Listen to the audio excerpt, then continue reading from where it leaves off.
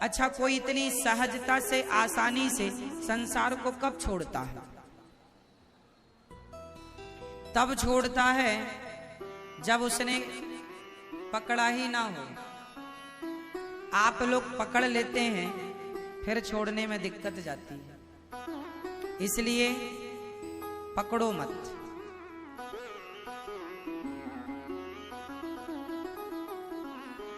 आप ट्रेन में जब यात्रा करते हैं तो जिस सीट पर आप लोग बैठते हैं रिजर्वेशन होता है आपका। आप जिस सीट पर बैठते हैं आप कहते हैं ये हमारी सीट है, लेकिन आपका स्टेशन आते ही आप उस सीट को छोड़ देते हैं, तो क्या छोड़ने में दुख होता है? अरे हम तो इस सीट में बैठे थे, अब जा रहे हैं, सीट बहन कम मिलोगी, अब के बिछड़े कम मिलेंगे। कोई ऐसा रोता है क्या? नहीं। क्यों नहीं रोता? क्योंकि आपने सीट को कुछ घंटे के लिए पकड़ा था, सदा के लिए पकड़ना आपका मन ही नहीं था। आपको ये अंदर से ज्ञान था कि थोड़ी देर के लिए ये सीट अपनी है, छोड़ना पड़ेगा। इसलिए जब छोड़ना पड़ेगा तो सीट से हमारा कोई अटैचमेंट नहीं होता, कोई लगाव नहीं होता। क्यों मेरी मां सही है? जैसे 12 घंटे में, 10 घंटे में, 18 घंटे में हमें ट्रेन की सीट छोड़नी पड़ती है, ऐसे 50 साल में, 70 साल में, 100 साल में, 20 साल में ये शरीर भी एक सीट है, ये भी छोड़ना पड़ेगा। परिवार भी एक सीट है, एक ना एक दिन हमें छोड़ना पड़ेगा पति को, पत्नी को। तुम पति पत्नी आज साथ में हो, लेकिन ये सत्य है कि तुम दोनों में से एक को भगवान के घर पहले जाना पड़ेगा। अब पहले कौन जाएगा वो भगवान जानेंगे, लेकिन आज भले तुम कितना भी संग में रह लो, एक दिन अकेले रहना पड़ेगा। एक दिन अकेले रहना पड़ेगा। अब आप इसे हंस के स्वीकार करें या रो के स्वीकार करें इस सच्चाई को। इसलिए अभी से थोड़ा अटैचमेंट कम करना स्टार्ट करो। अभी से सीट छोड़ने की तैयारी में लग जाओ। छोड़ना है। आप ज्यादा पकड़ लेंगे और छूटेगी, आप रोएंगे, नहीं हमारी सीट है, हमारी सीट। अब किसी का स्टेशन आ गया और फिर भी वो सीट में बैठा रहे, तो फिर वो कहे नहीं ये सीट अच्छी लग रही, हम नहीं उतरेंगे। तो फिर नहीं उतरोगे तो लोग आके फिर आपको हाथ पकड़ के उतारेंगे। चलो उतरना पड़ेगा। ऐसे ये जिंदगी है। बेटा बेटी, पत्नी पति, ये भी कुछ दिनों के लिए मिली सीट है ना। इसलिए मेरी मां, संसार में रहना बुरा नहीं है। गोपियों ने चुटकियों में परिवार को छोड़ दिया। क्यों छोड़ दिया? पकड़ा ही नहीं था। रहो संसार में, संसार के बीच में रहो, पकड़ो मत किसी को। पकड़ लेंगे हम तो छोड़ने में दिक्कत है।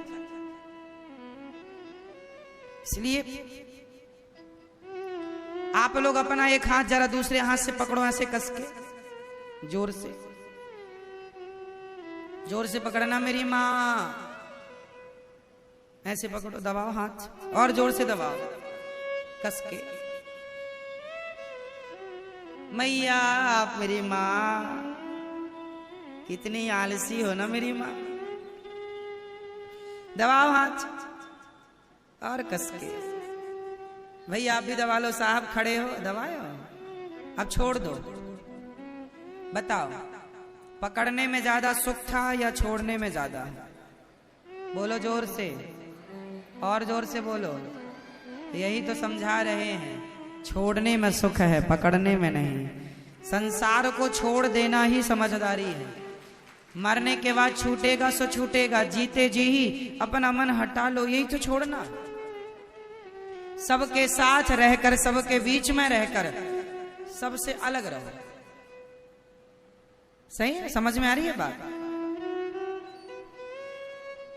पति के साथ रहो, पत्नी के साथ रहो, पर तुम्हारे बिना जी ना पाएंगे, तुम्हारे बिना रह ना पाएंगे, ये नाटक ना करो। कितने पति पत्नी ये नाटक करते हैं, तुम्हारे बिना नहीं जी पाएंगे, ना रह पाएंगे, और जाने के बाद बिंदास जी रहे हैं। इसलिए जीना तो पड़ेगा। दुनिया में हम आए हैं, जीना ही पड़ेगा। समझ रही हो ना मेरी माँ? हंस के जियो या रोक के जियो। इसलिए यदि सुखी रहना चाहते हो तो बच्चों के साथ रहना चाहिए।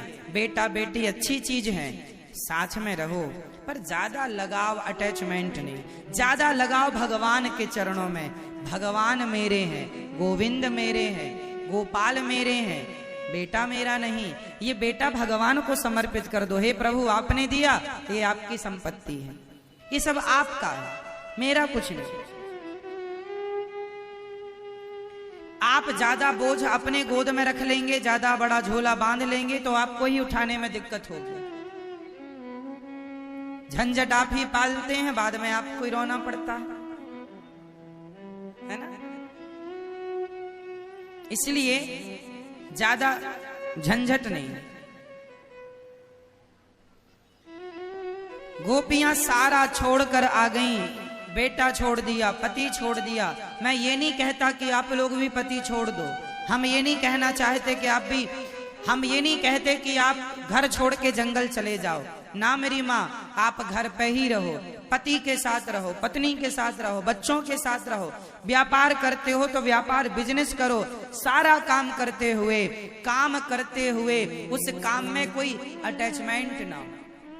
अब आप कहेंगे महाराज जी कैसे पॉसिबल है? संभव है। कैसे? काम वाली बाई आपके घर में झाड़ू अच्छे से लगाती है कि नहीं? बोलो हाँ। आपके घर का काम अच्छे से करती है कि नहीं? बोलो हाँ या ना, बोलो जोर से।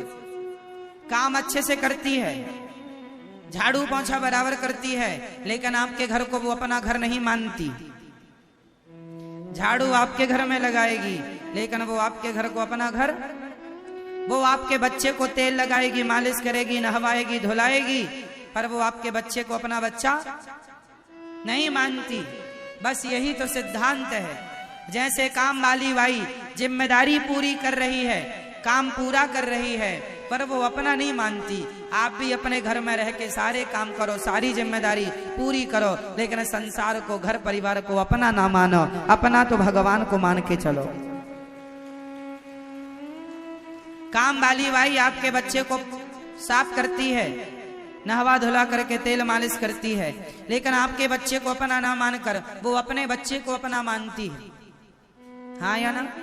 वो झाड़ू पोंछा आपके घर में लगाती है, लेकिन आपके घर को अपना ना मानकर वो अपने घर को अपना मानती है। बोलो हाँ या ना? वो आपके घर की सारी जिम्मेदारियां पूरी करती हुई आप उसे पैसा गिनने को दे दो कि चलो ये 10,000 रुपए गिनो जरा, 10,000 है कि नहीं। वो पैसा गिनेगी, हिसाब किताब रखेगी। आप कहोगे अपने पास रख ले कुछ दिन के लिए, सुबह रख ले, शाम को दे देना। पैसा आपका अपने पास रखेगी, लेकिन वो उस पैसे को भी अपना नहीं मानेगी जो उसके पास है, क्योंकि वो आपका है। बात सही है? क्यों नहीं मानेगी? उसे पता है ये पैसा मेरा नहीं। ऐसे ही तो जीवन जीना है। उस काम वाली बाई को गुरु बनाकर बहुत कुछ सीख सकते हैं कि आप जैसे वो काम वाली बाई सारा काम करती है पर मानती है ये मेरा नहीं, मेरा तो घर अलग है। उसी प्रकार आप संसार में रहो, सबके बन के रहो, पर सबको अपना ना मानो। आप सोचो कि मेरा घर तो दूसरा है, जहां से आया हूं वहीं जाना। मैं भगवान के घर से आया हूं, भगवान के घर जाऊंगा। वो मेरे हैं, गोविंद मेरो है, गोपाल मेरो है। यहाँ तो काम वाली बाई की तरह रहो और काम करते रहो जिंदगी। आप लोग भी क्या कर रहे हैं? सारी जिंदगी काम ही तो कर रहे हैं। काम वाली बाई की तरह। क्यों जी मैया, आप लोग अपने घर में, आप अपने घर में क्या करती हो? काम वाली बाई की तरह सारी जिंदगी काम करती हो। काम ही काम, काम ही काम। पति की सेवा, सास की सेवा, ससुर की सेवा, बच्चों की सेवा, सेवा करते करते, काम करते करते तुम बूढ़ी हो जाती हो, काम करते करते मर जाती हो। बस काम वाली बाई और आप में गलती थी। काम वाली बाई और आप में फर्क इतना है कि काम वाली बाई काम करती हुई वो अपना नहीं मानती, और आप काम करते हुए अपना मान लेते हैं, ये मेरा है। ये गलती आप कर लेते हैं। आप भी काम करते हुए अपना ना मानो, अपना भगवान को मानो। ये